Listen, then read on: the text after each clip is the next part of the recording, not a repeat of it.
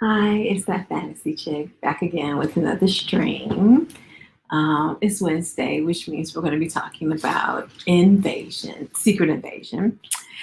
But first, I want to talk about Octavia Butler. She's basically one of the probably more most famous Black woman uh, sci-fi writers that's out there. She's one of the more famous ones, and I don't know if they were making they were making a TV show out of one of her books, and now they're making an opera out of one of her books, which is interesting. A sci-fi opera. I like opera, just regular opera, but a sci-fi opera would be would be very interesting to attend. So, and then a sci-fi opera written by, with a story written by a Black woman, starring a Black woman, I definitely would be interested in that. So, as usual, it is an article. Let's see. Here we go.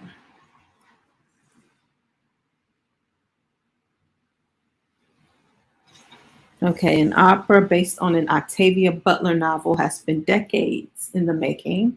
Parable of the Sower,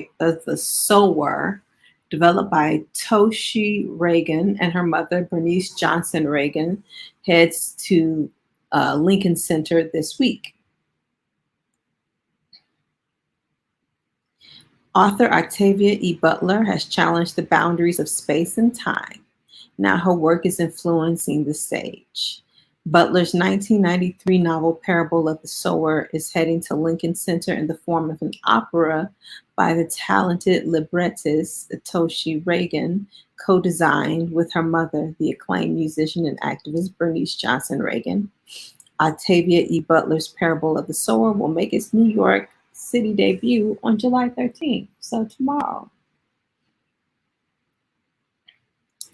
Butler's story is set in 2024 at a time when the US is descending into climate disaster fueled chaos and the government is becoming increasingly fascist. Toshi Reagan said that the timing of the show makes sense. It's really on time because it's reflecting the reality that we're all living in, whether you know the book or not, she said. In the earlier days of the production's decades long development, Reagan said that she didn't think we as a country or a planet would be anywhere near the conditions described in the book in 2024. The pandemic changed her outlook. I started paying attention globally, Reagan said. When COVID happened, I was like, this is an opportunity for us to really see our power.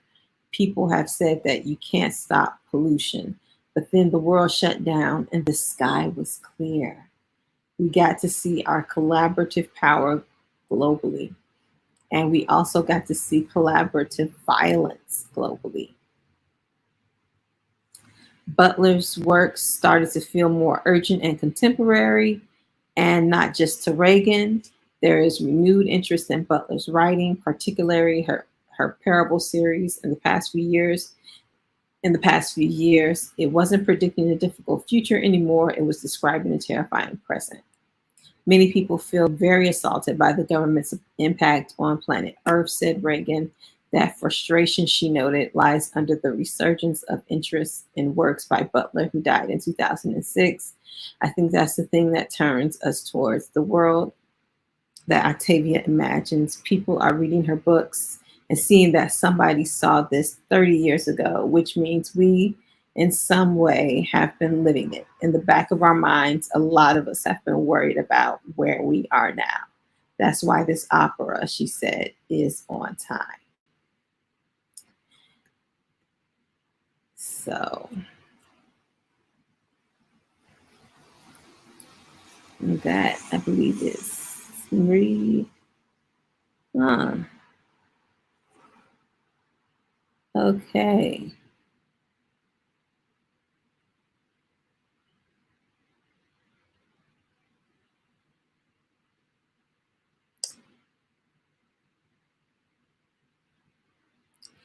it's like, well, it's a sci-fi novel that they turned into an opera. So so it was just the story that they took the story and they, gonna write songs and music to go along with it.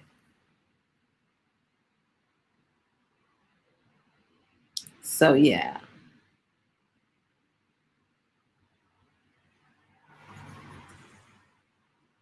So yeah. So this will be interesting.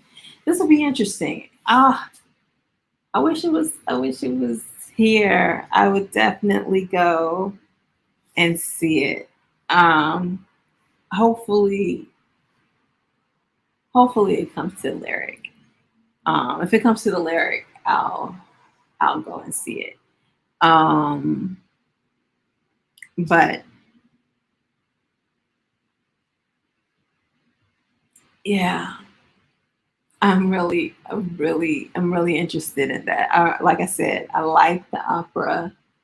I like Octavia Butler. Sci-fi opera sounds kind of dope. So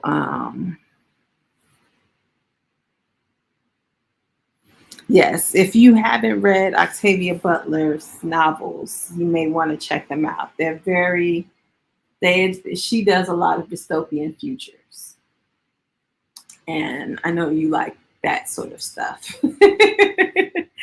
So she does a lot of dystopian futures. So so that will probably be right up your alley to reading her books. Um, I read some of her short stories and I started reading one of her novels, but I had to wait until um, I was feeling a little bit in a much better mood to finish it. It was one of those things where you had to be very, very happy. You could not be sad while reading this book.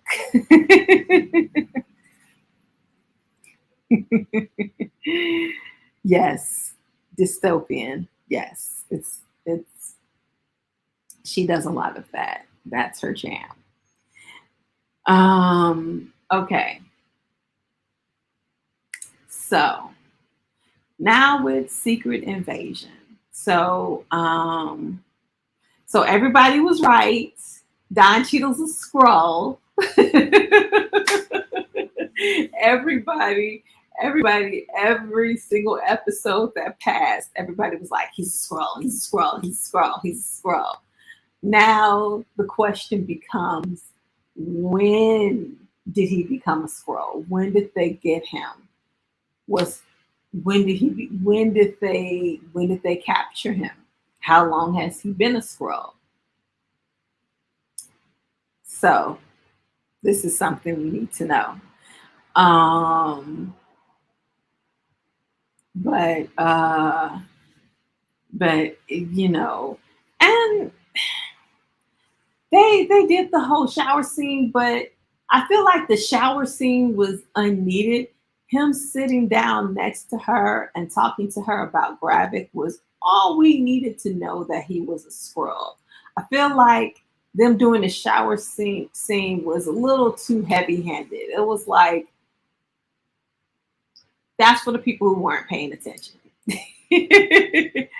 And I'm like, for a show like Secret Invasion, I think they could have gotten away without having the shower scene, and they could have just left it as it is, and just we could have just known he was a squirrel without all of that, without the shower scene, because he would have been talking to Gravik, and then he would have had the scene where he told Gravik which car was Citadel. So we didn't need the shower scene. We didn't need to see him turn from a squirrel back into Don Cheadle. I think that was overkill, personally. We didn't need that. But we got to see a little bit more of Nick Fury and his wife's backstory. just we get one scene at a time. That's all we get. Them meeting in the um in the cafe, her telling the story of how she got the doctors, how she took on the doctor's identity. That would have been a nice flashback to have actually seen, um, rather than to hear her tell it in a story. I would have liked to have seen that story. Um, and it would have said so much about them as a couple, seeing her go through all of that just to get this face to attract him. So it was very interesting. So when it came down to it, neither one of them could shoot the other. Nick couldn't shoot her, she couldn't shoot Nick. But their marriage is pretty much over. Their marriage is pretty much over.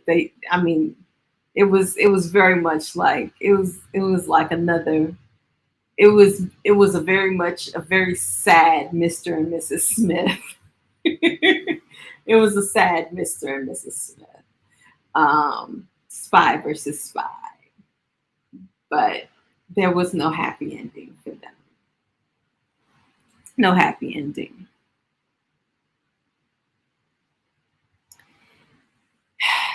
They really could have done.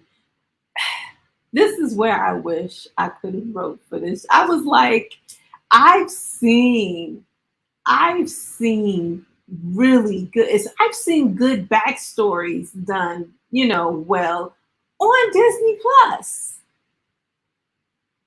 like backstory shows. So I've seen it done well. I know I've seen it done well on series where they've dedicated entire episodes to flashbacks. And that's what I wanted for Nick Fury and his wife. But no, no. Nick Fury doesn't get an entire episode. They could have made this 7 episodes, and an entire episode could have been dedicated to Nick Fury and his wife. It didn't have to just be 6.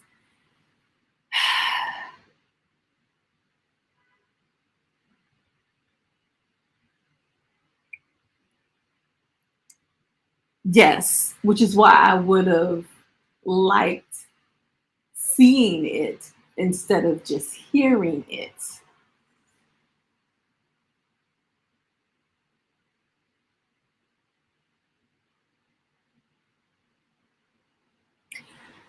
I don't think so because she didn't realize that she didn't realize that he knew that she was going to shoot him. So he must have bugged her somehow. He somehow, while they were before he left, before he left her, he bugged her. Bugged her. Somehow he put a bug on her and he was able to hear her conversation. He probably heard her in the bank. He probably heard her everywhere she went. But they just showed him listening in on her and Don Cheadle.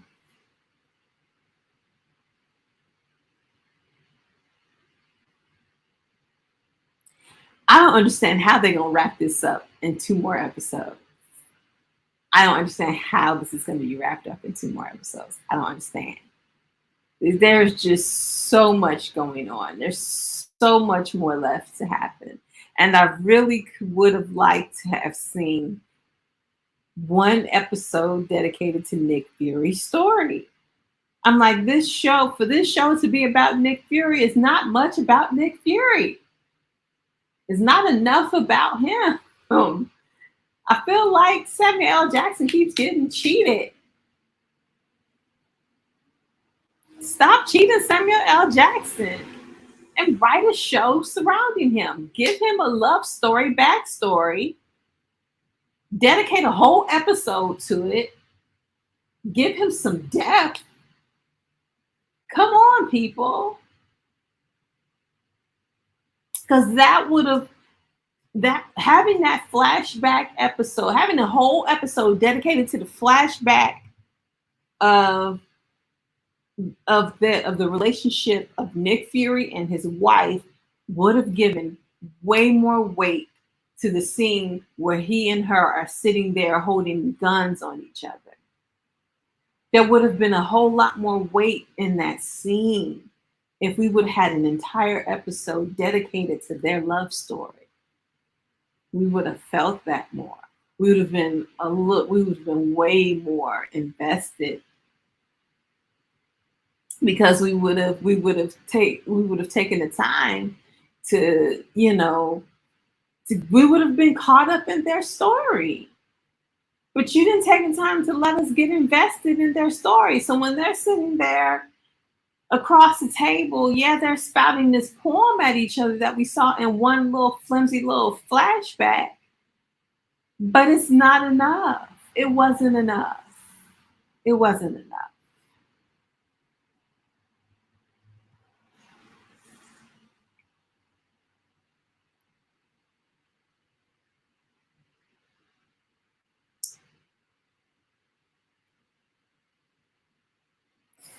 I don't know.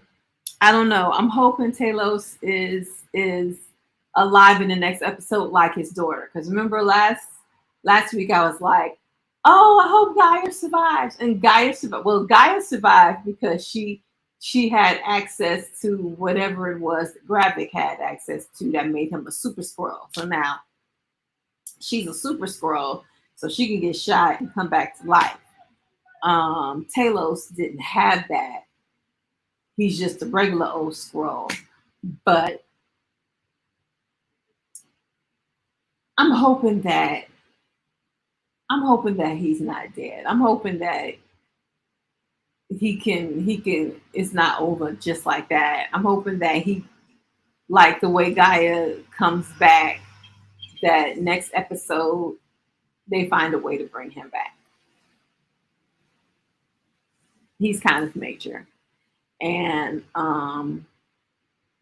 Marvel brings everybody back, but Scarlett Johansson Scarlett Johansson ain't coming back.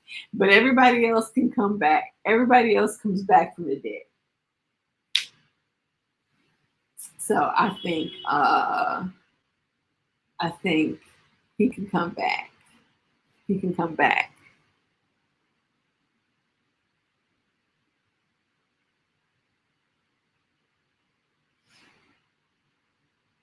I think so.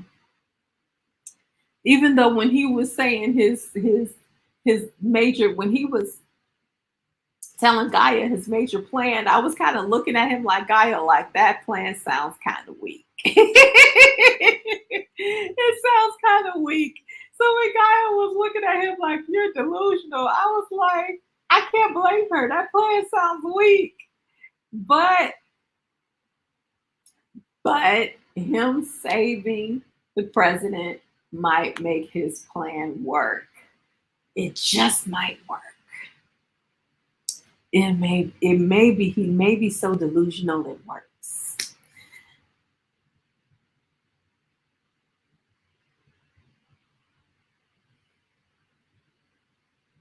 They could have had a backstory about Talos's whole family. 8 episodes. We could have had a Nick Fury back story episode and a Talos's backstory episode where we could have actually seen Gravik kill Talos's wife. That would have been, because if we would have seen that, and then if we would have had Gaia stumble upon whatever that information, however way he murdered her mother, if we had her stumble upon that information, her flipping on him, we could have actually seen it. It just would have made more sense. It would have made more sense because she doesn't flip on him at first. She lies to her father, but then later on, she really does flip on Gravik, and it's like, why should he believe her the second time? So it's it should be like, well, it should have been like, well, he should have really made her earn his trust back.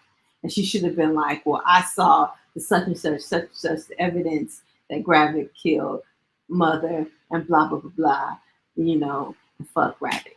Something like that. So,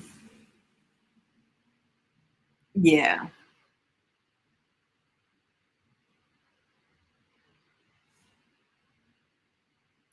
Um, no, I think it's fine being half and half. It is what it is. Because it's a Nick Fury show. Because you can't I don't think you can have it be heavy scrolls or heavy Nick. I really I don't think it works without both. I don't think it works without it being both. You need it to be both. You need it to be heavy. You need it to be half and half. Because you need to see Nick working against the scrolls.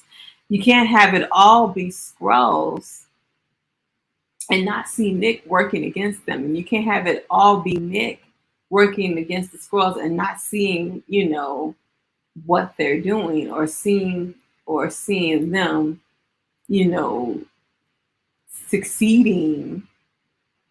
It's like you have to see some action and see the plot moving forward, especially because Nick is going to be behindhand for all these episodes. If he's going to be behind like he is, you definitely need to see the scrolls because you definitely need to see what they're doing what they're doing that you know that's moving the plot forward. But you also need to see what Nick is doing to sort of move his plot forward. The problem isn't that it should be more of one, more of the other. Problem is there should have been more movement on Nick's side. Like if there was more of an organization of a plan on Nick's side, because right now there is no plan. He's just reacting to everything. And I feel like you know that's not worthy of Nick Fury. Nick Fury doesn't just react to stuff, he gets ahead of it, and he should have a plan. And he should be moving towards a plan, especially he should be moving towards a plan that involves the president of the United States and getting him involved. That should be a part of his plan, especially now that he has him. So I think it's not that it should be more Nick or more Skrulls. I think it's Nick should have a plan because the Skrulls definitely have a plan and they're executing it perfectly. Nick should have a plan too. Even if he doesn't get to execute it perfectly like the Skrulls do, he still needs to have a plan. He shouldn't just be constantly reacting to the Skrulls like it is. At some point, he needs to get a plan. Because now Talos is dead, Maria's dead. When is this nigga gonna get a plan?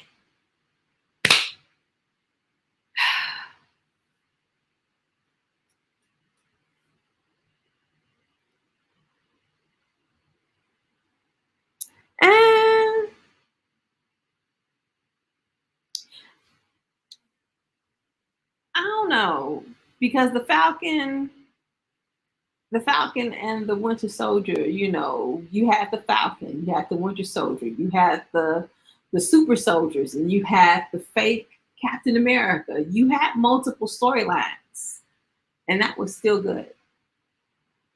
So you still have multiple people, multiple things that you were following, and they all converged in the end. And then you had what's her face? Um, Sharon, Sharon, who ended up being a villain. So it's like there was a lot going on in that show, and there was a lot coming from a lot different angles, and it still was a good show. And then you had the episode where they focused on the black super soldier, but it was still good. I think it was still good, not just focused on one person.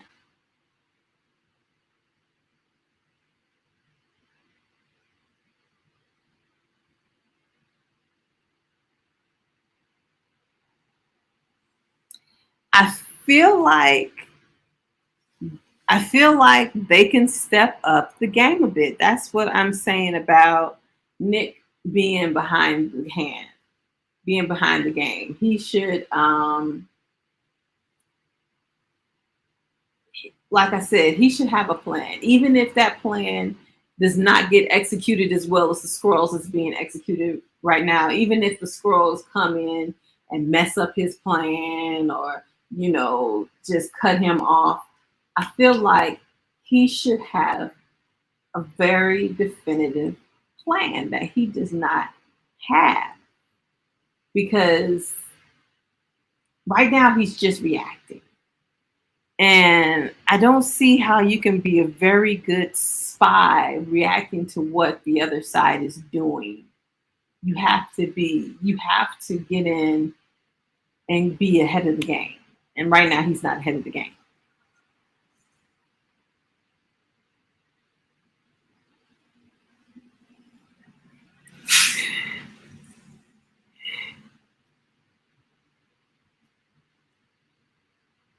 What what what for me, what is bothering me about this show is what I keep talking about over and over again, is Nick Fury not having a plan. He's Nick Fury. He brought together the Avengers. You're saying he can't take on some aliens? Like, I get it.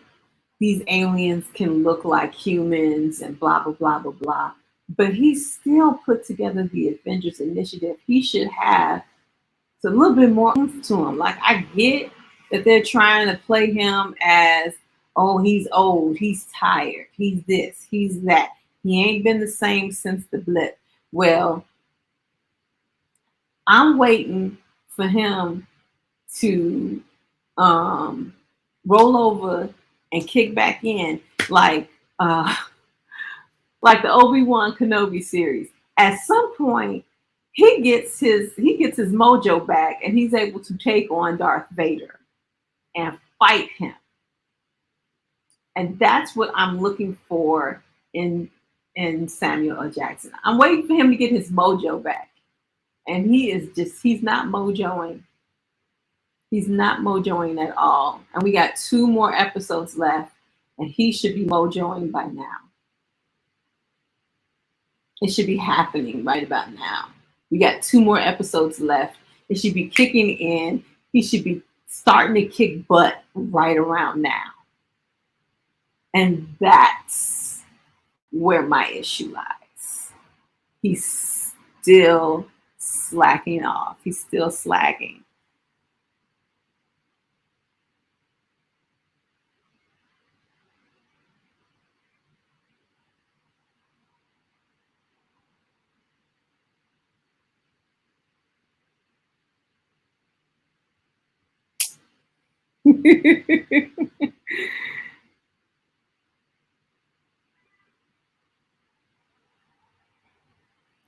I think no, I think what was happening is they're they're doing what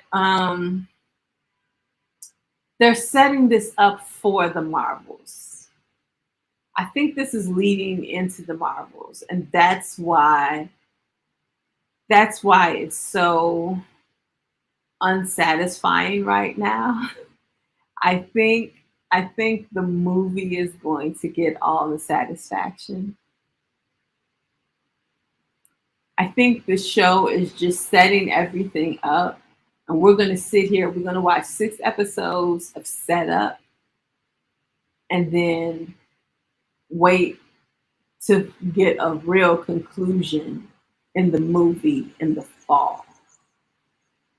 And that's what I'm feeling like. I'm feeling like the real conclusion is going to be in this movie.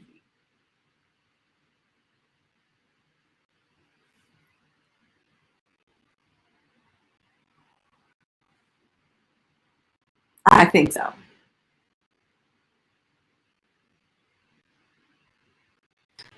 I think so. The Marvel versus the Scrolls.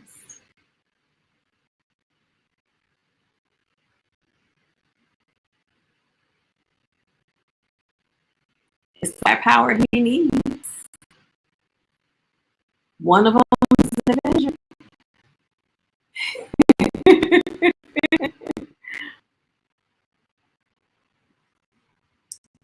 Oh, you've already seen Mission Impossible. I probably won't see it until Sunday. I have another busy weekend coming up, so Mission Impossible won't get seen until Sunday. But um, there will be a Mission Impossible video on Friday. So there's a Mission Impossible video Friday, and then I will see Mission Impossible on Sunday. So I'll be talking about that on Monday. But yeah. So that's what I'm thinking. I'm thinking the real conclusion is going to be in the movie that we're going to have to wait until the fall for. And I'm guessing that's when they're going to save Rhodey in the movie. That's when he's going to get saved. Because there's just not enough time to save him in 2 episodes. They just don't have time to save him now.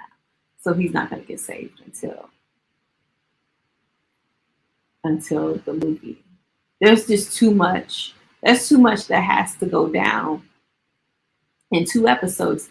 They can't take down the squirrels in the next 2 episodes. There's still too much to do. So yeah, I believe this is a setup for the Marvels versus the Skrulls.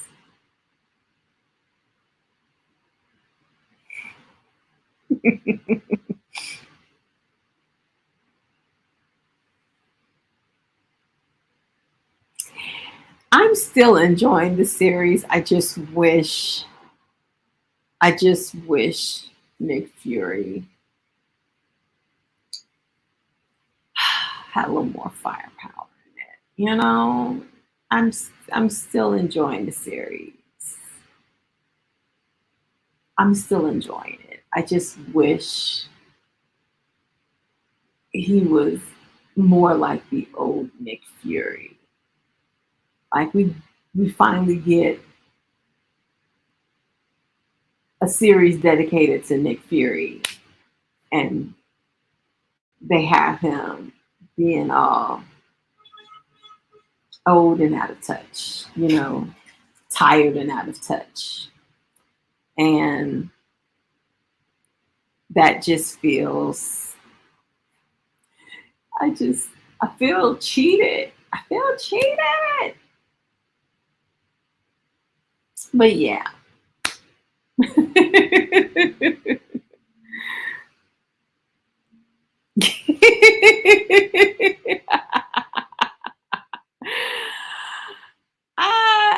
just feel cheated about Nick Fury. I do enjoy this. I do enjoy this. I do enjoy Secret Invasion. But but that that is all for today. Like I said, Friday will be a Mission Impossible video, and then Monday I'll be back, and I'll be hopefully this weekend won't be so busy. I might have overbooked myself, but hopefully there'll still be time to go see Mission Impossible 7. So I'm gonna make time to go see Mission Impossible 7. So I'll be able to talk about it next Monday. But that is all for now. In the meantime, thanks for watching.